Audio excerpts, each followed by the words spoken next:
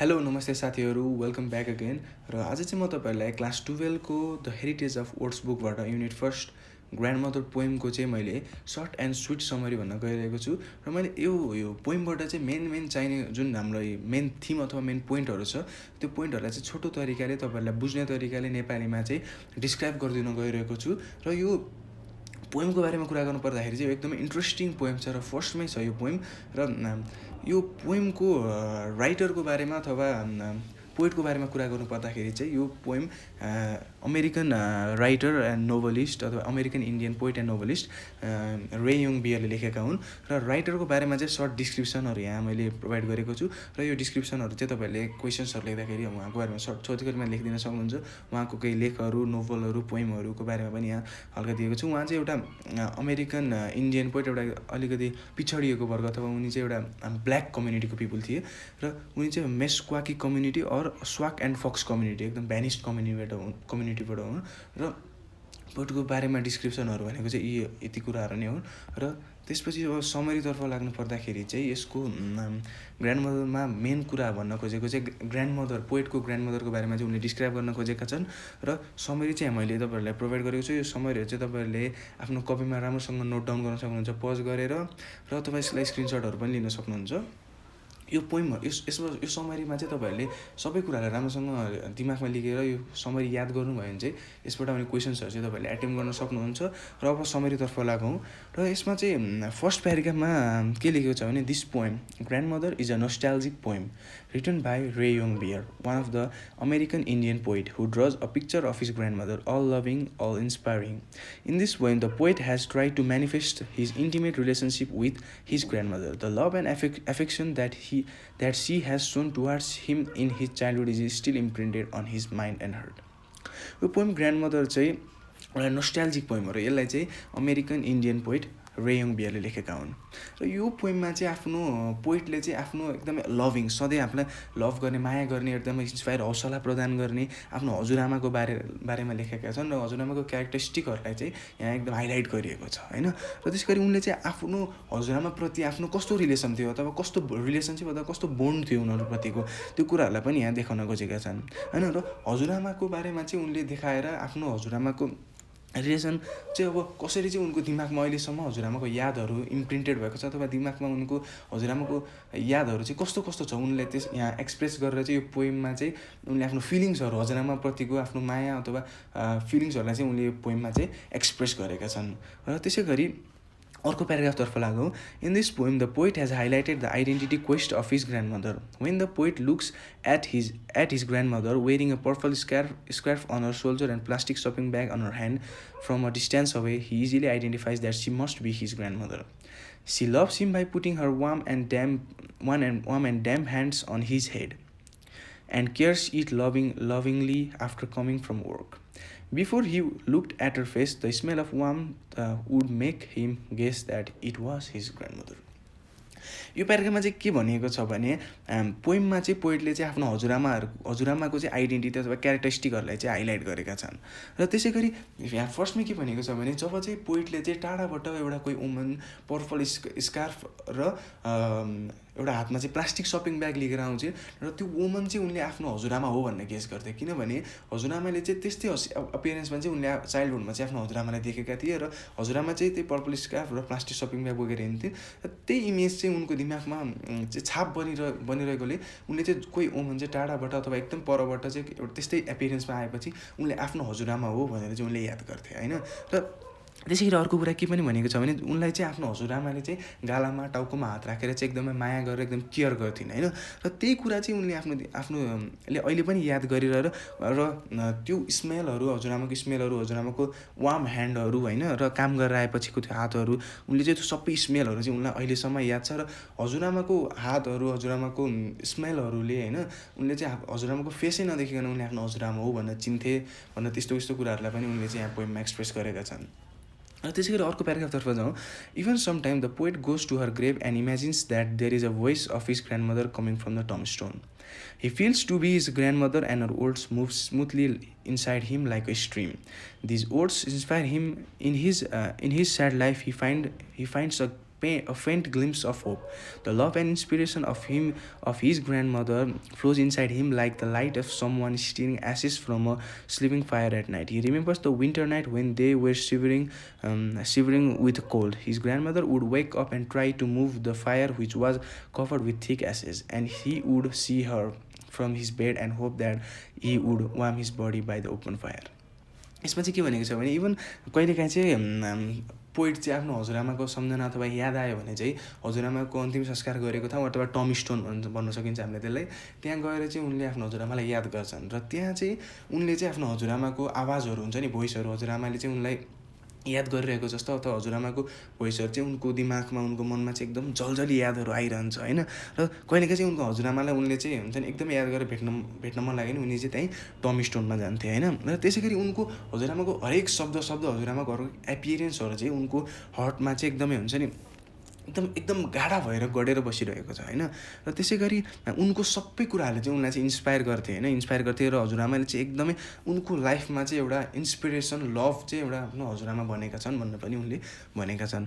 र त्यसै गरी हजुरआमाको इम्पोर्टेन्स, हजुरआमाको केयरिङ बिहेभियरहरूको बारेमा पनि यहाँ देखाएको छ। र हजुरआमाले चाहिँ त्यो पोइटलाई चाहिँ एकदमै तातो बनाउनको लागि चाहिँ फायरहरू गरेर जाडोमा होइन उनी कामिरहेको बेलामा उनको हजुरआमाको केयरिङ बिहेभियरहरूलाई पनि यहाँ देखाउन खोजिएको छ। र त्यसै गरी समरी कन्टिन्यू हुन्छ र अर्को प्याराग्राफ छ, the poem expresses the poet loves and respect towards his grandmother as an epitome for native American with the help of images and symbols to bring out a picture of typical Meskwaki grandmother and her native culture. The grandmother portrayed in the poem appears to be loving and affectionate. The poet feels a kind of loss for his grandmother and expresses a strong desire to be with her.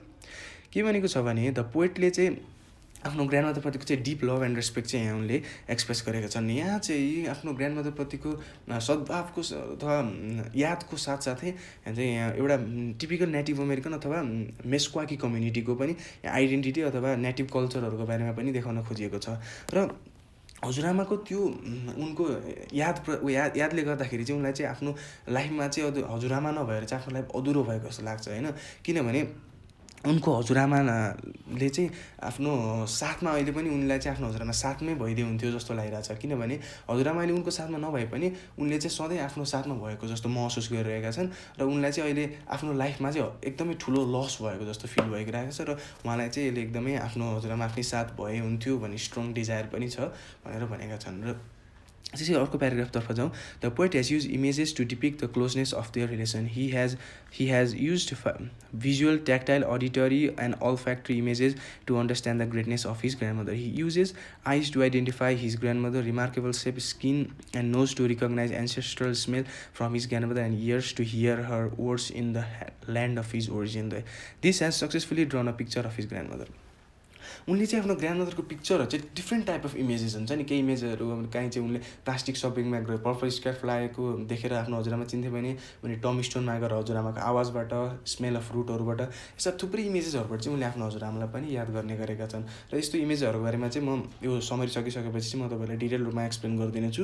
र लगको अर्को प्याराग्राफतर्फ last paragraph रहेको छ, most importantly the words of his grandmother were a source of inspiration for him.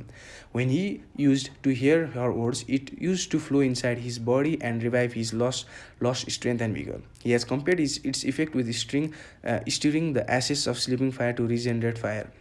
Similarly, when the poet hears her word, it fills him with a new energy, hope, and erase all his confusion. होइन, यसमा चाहिँ अन्तिममा के भनेको छ भने हजुरआमा चाहिँ उनको लाइफमा चाहिँ एउटा एकदमै इम्पोर्टेन्ट पार्ट नै थिए होइन। र उनलाई चाहिँ हजुरआमा उनको मेन सोर्स अफ इन्सपिरेसन, अब लभ केयरहरू उनी चाहिँ हजुरआमाबाट पाउँथे। त्यो चाहिँ उनले अहिले पनि त्यो आफूले पाइरहँ भन्ने चाहिँ उनलाई एकदम स्ट्रङ डिजायर छ होइन। त्यसै गरी हजुरआमाको त्यो यादले गर्दाखेरि चाहिँ उनलाई एकदमै छुट्टै टाइपको स्ट्रेन्थ अथवा छुट्टै टाइपको पावर, एनर्जीहरू आउँछ होइन। जसरी चाहिँ एउटा अब आगो हामीले आगो बलिसकेपछि चाहिँ भोलिपल्ट पनि धेरै समयपछि त्यहाँ खरानीहरूले भरिसकेको हुन्छ र खरानी भरिसकेपछि त्यसलाई हल्का चलाएपछि त्यसबाट जुन आगोको राफ आउँछ नि, त्यस्तै इम्पोर्टेन्स चाहिँ उनको हजुरआमा चाहिँ अहिले उनको लाइफमा गइरहेको छ होइन। र ती कुराहरूलाई पनि देखाउन खोजेको छ। र त्यसै गरी अन्तिममा चाहिँ के भनेको छ भने हजुरआमाको चाहिँ आवाजहरू, हजुरआमाको त्यो यादहरूलाई चाहिँ उनले आउने बित्तिकै उनले चाहिँ उनको जीवनमा चाहिँ नयाँ होप हुन्छ नि, उनको सबै कन्फ्युजनहरू चाहिँ इरेज हुन्छन् र उनलाई चाहिँ छुट्टै प्रकारको एनर्जी आउँछ भनेर भनेका छन्। र ओभरअल भन्नुपर्दाखेरि चाहिँ यो पोइममा चाहिँ पोइटले मुख्य गरी हजुरआमाको लभिङ इन्सपायरिङ होइन बिहेभियरहरू र हजुरआमाको चाहिँ यादहरूलाई चाहिँ यो पोइमको रूपमा उतारेर आफ्नो फिलिङ्सहरू एक्सप्रेस गरेका छन्। र अब लाग्यो यहाँ इमेजेसतर्फ र यो पोइममा चाहिँ मुख्य गरी 4वटा इमेजेसको माध्यमबाट चाहिँ आफ्नो हजुरआमाको चित्रण गरेका छन् पोइटले। र फर्स्ट रहेको छ भिजुअल इमेज होइन। भिजुअल इमेज भनेको चाहिँ के हो भने जब पोइटले चाहिँ आफ्नो हजुरआमालाई होइन साइट हुन्छ नि अथवा हजुरआमालाई चाहिँ उनले देख्ने वे थियो नि जुन होइन टाढाबाट चाहिँ पर्पल स्कार्फ लगाएर प्लास्टिक सपिङ ब्याग बोकेर जुन उनको एपिरियन्स थियो नि त्यो इमेजेस उनको दिमागमा आइरहने र त्यसलाई चाहिँ हामीले भिजुअल इमेज भन्छौँ होइन। र यही कुराहरूलाई चाहिँ अब तपाईँहरूले भिजुअल इमेजको बाट बुझ्न सक्नुहुन्छ। र त्यसै गरी अर्को छ ट्याक्टाइल इमेज। ट्याक्टाइल इमेज भनेको चाहिँ टच होइन। र पोइटले चाहिँ के आफ्नो हजुरआमाले चाहिँ उनको गालामा उनको टाउकोमा हात राखेर जसरी माया गर्थिन् होइन त्यही कुराहरू चाहिँ उनलाई याद आइरहन्थ्यो। र हजुरआमाले टच गरेपछि उनको हजुरआमाको फेस देख्नुभन्दा अगाडि पनि उनले के गेस स्मेलबाट चाहिँ उनले आफ्नो हजुरआमा हो भनेर उनले गेस गर्न सक्थे होइन। त्यसै गरी अर्को छ अडिटरी इमेज साउन्ड होइन। जब चाहिँ उनी आफ्नो हजुरआमाको ग्रेभ अथवा हजुरआमाको अन्तिम संस्कार गरेको ठाउँमा जान्छन् होइन त्यहाँ चाहिँ उनले हजुरआमाको साउन्डहरू सुन्छन् होइन। र यो पोइन्टबाट चाहिँ हामीले के थाहा पाउँछौँ भने हजुरआमा र उनको बिच एकदमै स्ट्रङ बोन्ड अथवा एकदमै स्ट्रङ रिलेसनसिप छ होइन। त्यसै गरी अर्को लास्ट इमेज छ अल फ्याक्ट्री इमेज होइन स्मेल र स्मेलिङ अफ फ्रुट होइन। स्मेलिङ अफ फ्रुट भन्ने चाहिँ यहाँ एन्सेस्टरहरूको स्मेल अथवा एन्सेस्टरहरूको यादलाई चाहिँ यहाँ देखाउन खोजिएको छ होइन। र त्यसै गरी अरू एक्जाम्पल अफ इमेजेसहरू चाहिँ होइन पर्पल स्कार्फ र प्लास्टिक सपिङ ब्याग भनेको चाहिँ सेन्स अफ साइट हो होइन। त्यसै गरी वार्म एन्ड ड्याम्प ब्याड भनेको सेन्स अफ टच होइन। स्मेल अफ फ्रुट भनेको सेन्स अफ स्मेल। भोइस भनेको सेन्स अफ हियरिङ। त्यसै गरी light of summon stirring ashes from a sleeping fire भनेको light sleeping for fire sense of sight होइन। यो इक्जाम्पलहरू पनि तपाईँहरूले बुझ्न सक्नुहुन्छ। र यो पोइमबाट चाहिने कुराहरू भनेको चाहिँ यति नै हो। यी कुराहरूलाई चाहिँ तपाईँले राम्रोसँग नोट डाउन गरेर राम्रोसँग बुझ्नुभयो भने एक्जाममा जस्तो क्वेसन आए पनि राम्रोसँग एटेम्प गर्न सक्नुहुन्छ होइन। र यसबाट चाहिने मेन थिम अथवा मेन कुरा भनेको चाहिँ ग्रान्ड मदरको बारेमा हो। ग्रान्ड मदरको यादहरू उनको लभिङ इन्सपायरिङ उनको बिहेभियरहरू र ग्रान्ड मदरलाई चाहिँ कस्तो माध्यमबाट चाहिँ उनले आफ्नो ग्रान्ड मदरको इमेजेस देखाएका छन् अथवा ग्रान्ड मदरको क्यारेक्टरलाई कसरी चित्रण गरेका छन् होइन। त्यही कुराहरूलाई चाहिँ हामीले राम्रोसँग बुझ्नुपर्छ। र यो पोइमबाट चाहिने कुराहरू भनेको चाहिँ यति नै हो। होप साथीहरू तपाईँलाई चाहिँ यो समरी राम्रो लाग्यो होला र तपाईँहरूले बुझ्नुहुन्छ होला। र यदि मेरो भिडियो मन परेको छ भने कृपया भिडियोलाई लाइक गरिदिनु होला र च्यानललाई सब्सक्राइब पनि गरिदिनु होला। र यदि यो भिडियो चाहिँ तपाईँलाई एकदम मन परेको छ अथवा तपाईँहरूको साथीहरूले पनि एकदमै हेल्पफुल हुनसक्छ त्यसैले चाहिँ एकदमै धेरै सेयर गरिदिनु होला। र तपाईँहरूको चाहिँ लभ एन्ड सपोर्टहरूको लागि चाहिँ म एकदमै थ्याङ्क यू भन्न चाहन्छु। र यति भन्दै आजको लागि बिदा हुन चाहन्छु। बाई, जय नेपाल, स्टे सेफ।